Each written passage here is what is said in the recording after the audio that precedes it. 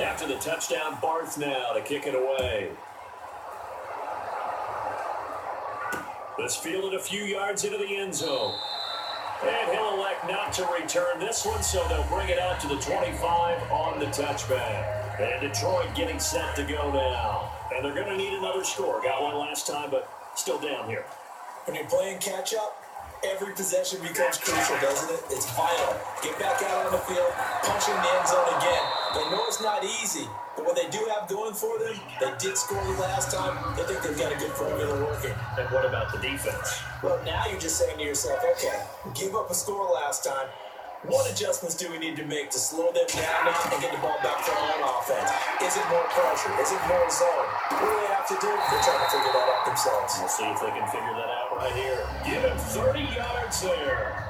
Really good recognition of the offensive line of the blitz. They picked it up, allowed for more time to throw the ball deep downfield, and a big-time completion.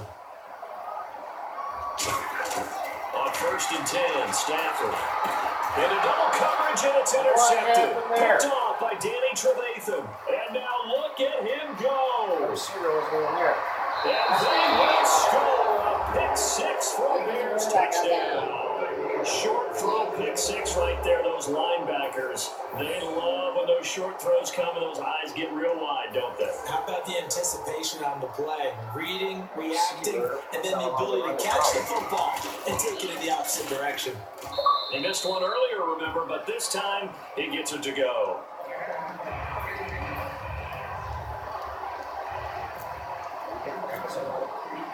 So they'll get another shot on offense following that pick six, and now the kick is away. This fielded a few yards into the end zone.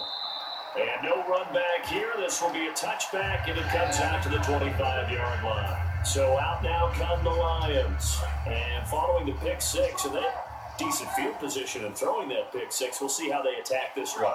I think all you say to your guy is, listen, let's just take care of the football a little bit better. Make some better decisions on this drive, and they'll probably help him a little bit with maybe some really high percentage throws early to let him get settled back in. They told us they've got confidence. That's not a problem. Yeah, not a problem at all. They just want to make sure they get things settled down a little bit for their offense and give their defense a little bit of a chance to rest. So they complete the pass, and now they face a second down.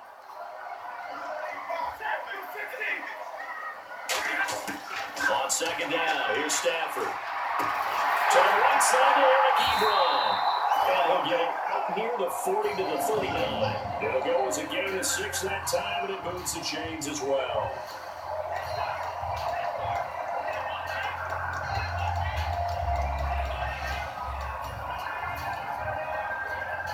First down and 10 now for the offensive group.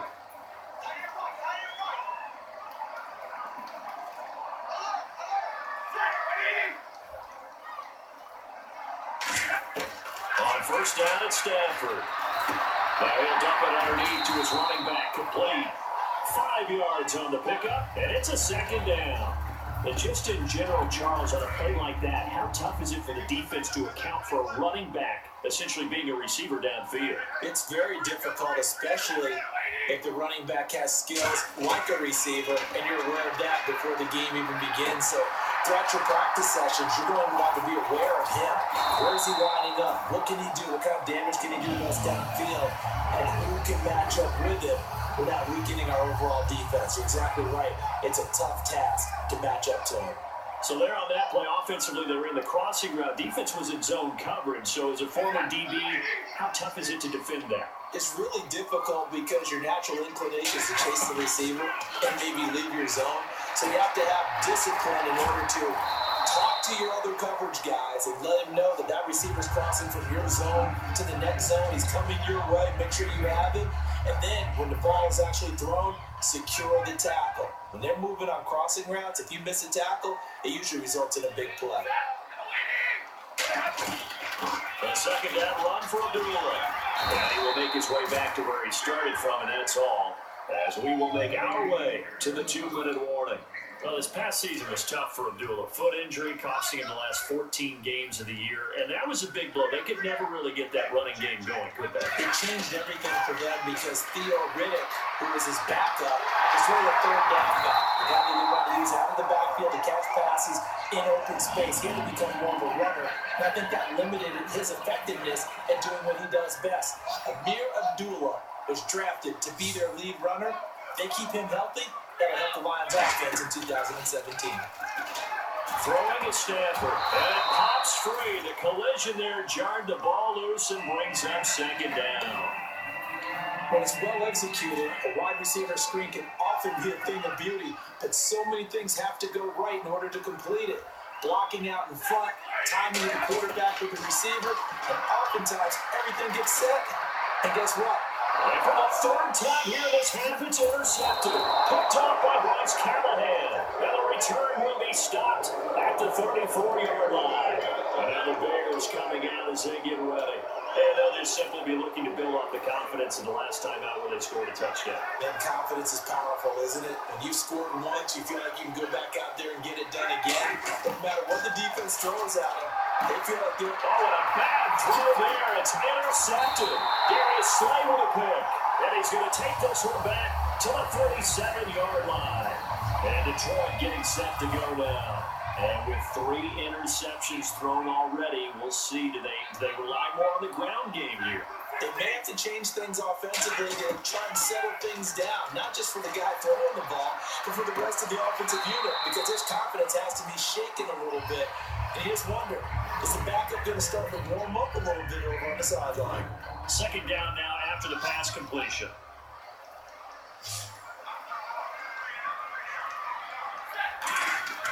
Here's Stafford now on second down.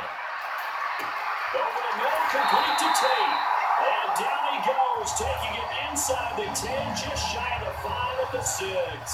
And with that completion, he's now north of 200 yards here in the first half. Boy, a tough start for the secondary defensively. It is, and it's got to put a dent in their confidence. And, you always want to keep that up and feel like you can always bounce back after plays. But with the kind of numbers he's putting up here, it's starting to wear on them a little bit, I think. So they're looking at each other and trying to figure out what defense will work and how can they play better without getting beat deep for big passes. From the gun, here's Stafford. That's caught at the 2. And he'll get into the end zone. Touchdown, Detroit.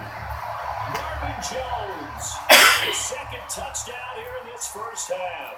And the Lions have got it back to a 1-score game. And it's good. The deficit 6, 20-14.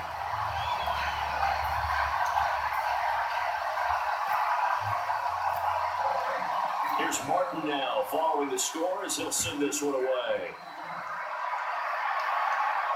That's fielded in the end zone.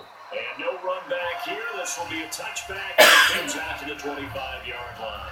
And now Chicago getting ready to go as they take the field. And we'll see how this is played. Offensively, they've got the lead. Not a whole lot of time left. What do you think, Charles? Well, it's tempting to try and add to your lead, but a mistake there, that can change things in a big way. I said go ahead, take the knee, get on out for the half.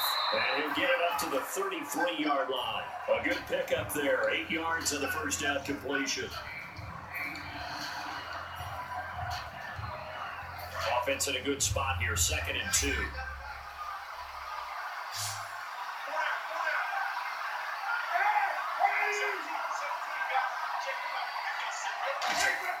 Now Cutler to throw on second. It's going to be intercepted. Picked up by Tahir Whitehead. And a potential turning point as he'll get the football in very good field position late in this first half. The Lions offense, they get ready to head back onto the field. Here is Matt Prater now. He's got the leg for this as he holds the NFL record with a 64-yarder back in 2013.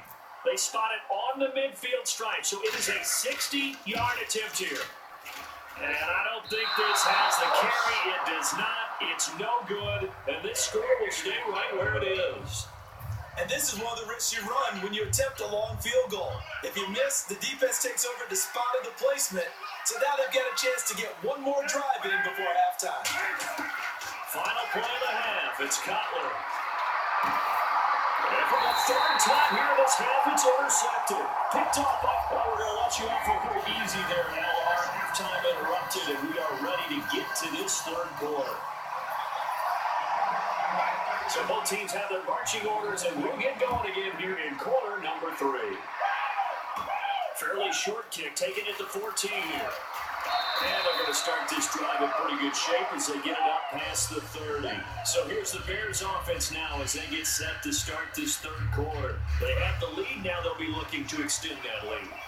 And this is where I enjoy talking about one of my favorite subjects, tendency breakers, or counters as I also like to call them. You've done things in a certain way in the first half, and they've had the ability to see what you've done. They're going to make their adjustments. So guess what? You adjust yourself and try and stay ahead of the pace because you're all looking for some separation in this ball game. Adjustment to the adjustment. Without a doubt. Show them one thing, hit them with something else. Throwing now, Cutler on first down. He was looking for Zach Miller as tight end there. And second down. Charles, let me go a different direction for a second. You were at the Super Bowl, another one that you worked. How did the city of Houston do as a host? They did a fantastic job, I thought. Let me give a little tip of my Stetson to the host city because they were wonderful. They like to say howdy down there when you're a visitor. But they said howdy. They took care of people very, very well. I heard nothing but